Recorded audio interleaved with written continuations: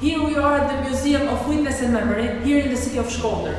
It is known for being the second inner department after communism came to power. Here, 2,890 people were politically prisoners. 2,000 were exiled, 601 were shot, and 136 of them were brutally murdered.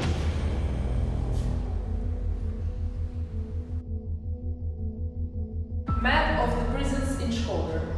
The city had 26 prisons. They were first houses of legitimate owners, whom were after taken and turned into prisons.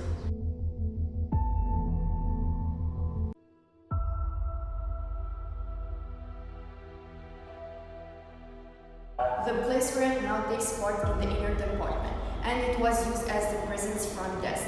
It wasn't just police, it also was a union between the police and structure of state security. It was a special force that dealt with finding anti-communists. The structure that we are passing now is sending us out to the prison, and this prison now is used as a gallery.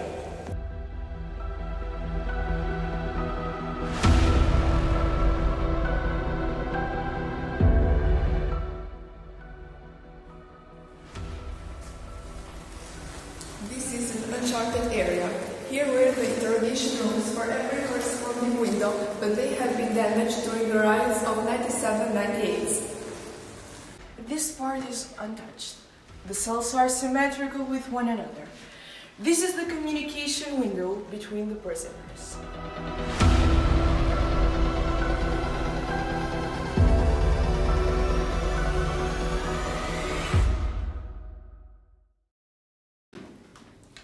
Inside here have stood 7 to 8 people in a space of 2.2 to 1.5 meters.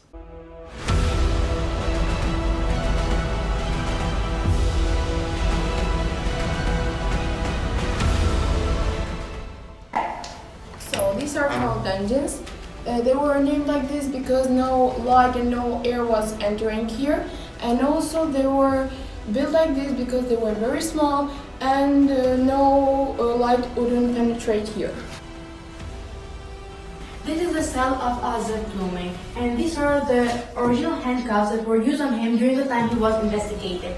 He spent 26 years of his life in prison and survived only to write a book after he came out. Mary was arrested for the murder of a communist secretary. A communist minister tried to abuse her sexually, but she managed to get out of the situation. She was also tortured and put in a sack with wild cats and was hit with crowbars. She is an example of true woman dignity.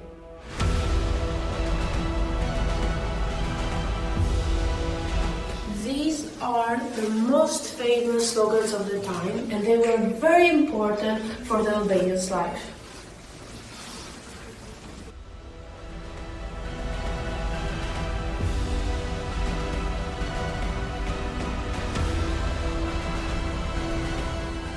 This is the interrogative room of torture.